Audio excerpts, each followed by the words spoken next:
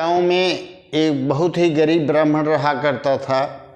वह यजमानी करके पूजा पाठ करके लोगों के यहाँ जा करके पूजा पाठ करवा करके जो कुछ मिलता था उससे अपना गुजर बसर करता था। वह बहुत गरीब था, किसी तरह से अपना जीवन यापन चला रहा था। धीरे धीरे समय काफ़ी व्यतीत हो गया। अब धीरे धीरे उसका बुढ़ापा भी आ गया। उसने सोचा कि मैं अगर अधिक मेहनत नहीं करूँगा, पूजा पाठ नहीं कराऊँगा तो बुढ़ापे में मेरा कौन सहारा हो गया। तो वह दिन भर पूजा पाठ के लिए यजमान खोजते हुए निकल जाता था। एक दिन उसकी मुलाकात एक बुढ़िया से हुई जो बहुत गरीब थी और उस बुढ़िया के पास देने के लिए कुछ नहीं था। अचानक उसने पंडित जी को देखा, दूर से बुलाया, उनको हाथ जोड़ करके पंडित जी गए तो उसने कहा, पंडित जी मेरा एक काम करवा देंगे, आप तो बड़ी कृपा होगी। मेरी एक गऊ थी, वह मर गई और उसकी आत्मा की शांति के लिए आप पूजा पाठ करवा दीजिए। मेरे पास दक्षिणा देने के लिए कुछ नहीं है, फिर भी जो कुछ हो सकेगा मैं ज़रूर दूंगी। तो वह पंडित जी तैयार हो गए और पंडित जी ने उस बुढ़िया से पूजा की सामग्री मंगवा करके उसकी विधिवत पूजा करवाई। और पूजा करवाने के बाद जब पंडित जी खाली हो गए तो उस बुढ़िया ने दक्षिणा के तौर पर एक बछड़ा ले आकर के पंडित जी को दिया। अब पंडित जी विचार में पड़ गए कि मुझे तो खुद खाने के लाले पड़े हैं, अपने खाने की व्यवस्था करना मुझे भारी पड़ रहा है। अब इस बछड़े के लिए चारा पानी कहाँ से लाऊंगा, इसकी सेवा कौन करेगा। ऐसा मन में विचार करके एक बार तो उन्होंने मना कर दिया, पर उस बूढ़ी माँ ने कहा कि यह जो गाय मरी थी उसी का बछड़ा है, मैं आपको दान में दे रही हूँ, आप इसे ले जाइए पंडित जी, आपके काम में कभी न कभी यह अवश्य आएगा। धीरे धीरे पंडित जी का मन भी बदल गया और बछड़ा उन्होंने दान में ले लिया और ले आकर के अपने घर पालने लगे। और जब गऊ का बछड़ा पालने लगे तो उनके विचारों में थोड़ा सा पवित्रता आ गई। अब वो उसे अपने पुत्र की तरह पालने लगे। पहले उसको चारा पानी खिलाते और उसकी सेवा कर लेते, उसके बाद अपना भोजन प्रसाद करते, तो फिर पूजा करने जाते। शाम को भी आकर के पहले उसको खिलाते, उसके बाद स्वयं खाते। ये कार्यक्रम चलता रहा। समय काफ़ी व्यतीत हो गया। अब वह बछड़ा बड़ा होकर के एक हृष्ट पुष्ट बहुत ही मजबूत बैल बन चुका था। अब वो इतना सुंदर, इतना डील डौल उसकी थी कि पूरे गांव के पूरे क्षेत्र में उसकी चर्चा होने लगी। उसी क्षेत्र का एक व्यापारी था जो कि पशुओं का व्यापार करता था। उसके मन में लोभ आ गया कि पंडित जी का बैल मैं खरीद लूं, मेरे लायक है। वह पंडित जी के पास आए और बोले कि जो तुम दाम मांगो मैं तुम्हें दूंगा, पर यह बैल मुझे दे दो। पंडित जी ने कहा कि देखो, इस बैल को मैंने अपने पुत्र की तरह पाला है, इसे मैं कदापि कितना भी आप पैसा दे दो मैं नहीं दूंगा। अब वह बनिया जो था चिढ़ गया पंडित जी से और विचार करने लगा जाकर के घर पर कि कैसे पंडित जी से इसका बैल अलग किया जाए। वह तो अपना प्रयास कर चुका था। वह राजा के यहाँ जा कर के बखान किया कि राजा आपके यहाँ एक एक से पशु हैं, जानवर हैं, अच्छे अच्छे हैं, पर हमारे गांव में ये कितना सुंदर और बलशाली बैल है पंडित के यहाँ, जो कि आपके पशुशाला में वैसा कोई नहीं है, तो आप उसे मंगवा लीजिए। राजा ने पंडित जी को बुलाया और पंडित जी को बुला करके अपना बैल देने के लिए कहा, तो पंडित जी ने साफ मना कर दिया कि राजन, उस बैल को मैंने अपने पुत्र की तरह पाला है, कितनी भी संपत्ति मिल जाए पर मैं वह बैल नहीं दूंगा। अब राजा को गुस्सा आ गया। राजा ने सैनिकों को आदेश दिया कि उस बैल को ले आओ जबरदस्ती। अब वो लोग उस बैल को ले आए, अपने यहाँ बांध दिए। पंडित अपने घर चला गया बेचारा। जिस दिन से बैल वहाँ आया था उसने चारा पानी खाना बंद कर दिया। लगभग 3-4 दिन बीत गए तो जो राजा के सेवक थे जाकर के राजा को बताया कि वह बैल जब से आया है न तो पानी पी रहा है, न तो खाना खा रहा है, न चारा खा रहा है। तो राजा को बड़ा दुख हुआ। मन में उन्होंने सोचा कि ये तो मैंने बड़ा पाप कर दिया। यह पशु होकर इतना स्वामी भक्त है कि अपने स्वामी के लिए दाना पानी छोड़ दिया है। उसने अपने सेवकों को आज्ञा दी कि इसको प्रेम पूर्वक ले जा करके पंडित जी को बुलवा करके उनका बैल उनको दे दो। अब पंडित जी को वह बैल पुनः वापस मिल गया था। पंडित जी और बैल दोनों बड़े खुश थे। इधर जो बनिया था, जलन रखता था पंडित जी से, उसने विचार किया कि इसका बैल तो फिर इसके पास आ गया,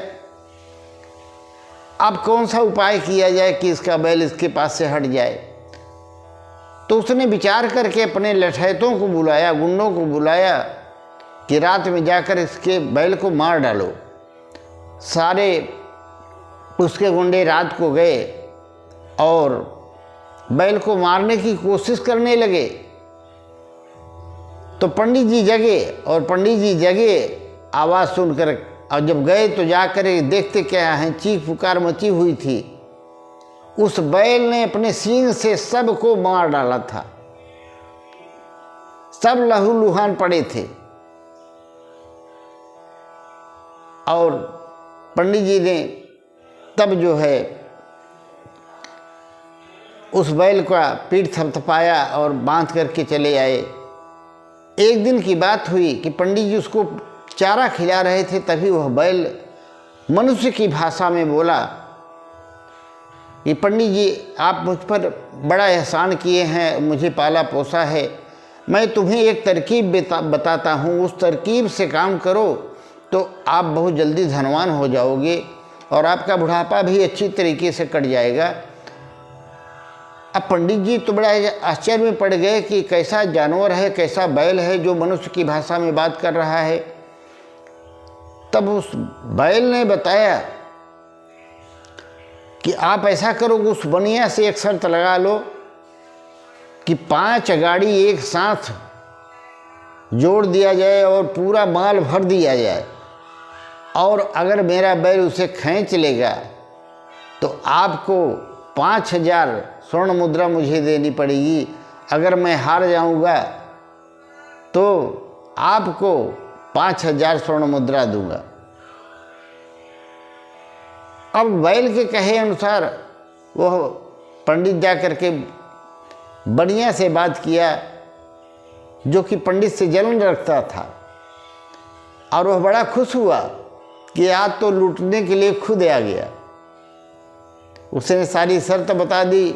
बनिया ने मन में विचार किया कि इसके 5000 कहाँ से आएगा, और पहली बात तो 5 गाड़ियाँ पूरे सामानों से लदी हुई, एक बैल तो खींच नहीं सकता। एक बैलगाड़ी की बात होती तो बात अलग है, 5 बैलगाड़ियों का भार एक बैल कैसे ले जाएगा, यह हार जाएगा। और 5000 मुद्राएं इसके पास है कहाँ, कहीं देगा, ये मेरी गुलामी करेगा। वह स्वीकार कर लिया। दूसरे दिन 5 गाड़ियाँ पूरे गांव के लोगों के सामने जोत दी गई, एक से एक में जोड़ दी गई, और उस बैल को उसमें नाद दिया गया, बैल के कंधे पर रख दिया गया। बनिया भी खड़ा था, पूरा गांव खड़ा था। एक बार तो बैल चला पर गाड़ियां नहीं हिली। दूसरी बार उसने अपना पूरा जोर लगाया, और पूरा जोर लगाने के बाद जो है वो गाड़ियां चल पड़ी, और लगभग 5-6 किलोमीटर तक वो गाड़ियां लेके चला गया बैल। बनिया अपना सामूह लेके रह गया, और 5000 स्वर्ण मुद्राएं हार करके उस ब्राह्मण को दिया और अपने घर चला आया। मित्रों, एक दिन की बात है, उस ब्राह्मण को इस घटना के बाद बड़ा आश्चर्य हुआ। उसने पूछा, हे बैल देवता, आप मानव भाषा में बात कर रहे हैं, आप कौन हैं, हमें इस बात की जानकारी दो। तब उस बैल ने बताया कि देखो पंडित जी, मैं पूर्व जन्म में एक ब्राह्मण था, और अनैतिक कार्य करने से, पाप कर्म करने से मुझे बैल बनना पड़ा था। मैं पूर्व जन्म में ब्राह्मण था, पूजा पाठ करके कर्मकांड करके अपना गुजारा किया करता था। परंतु मेरे पास एक गाय थी,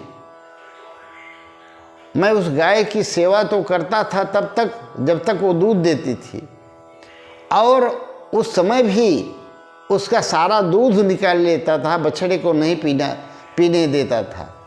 धीरे धीरे उसका बछड़ा कमज़ोर हो गया, और कमज़ोर होते होते एक दिन वह बछड़ा मर गया, जिसका महान पाप मेरे ऊपर लगा, और इस जन्म में मुझे बैल बनना पड़ा रहा है। तो पूर्व जन्म का जो मेरा कर्म है उसको आज मैं भोग रहा हूँ बैल बनकर। यही मेरा वृत्तांत है। तो मित्रों, कहते हैं कि जीवन में इस जन्म का ही नहीं, पूर्व जन्म में भी आपने जो पाप या पुण्य कर्म किया है उसका भुगतान आपको करना पड़ता है। जरूरी नहीं कि आज ही आपने जो किया उसका फल मिल जाए, समय के अंतराल के बाद वो मिलता ही है। तो मित्रों, इस वीडियो से आपको क्या शिक्षा मिली? अगर आपको अच्छा लगा हो तो कमेंट में राधे राधे अवश्य लिख दीजिएगा। जय श्री कृष्ण, राधे राधे।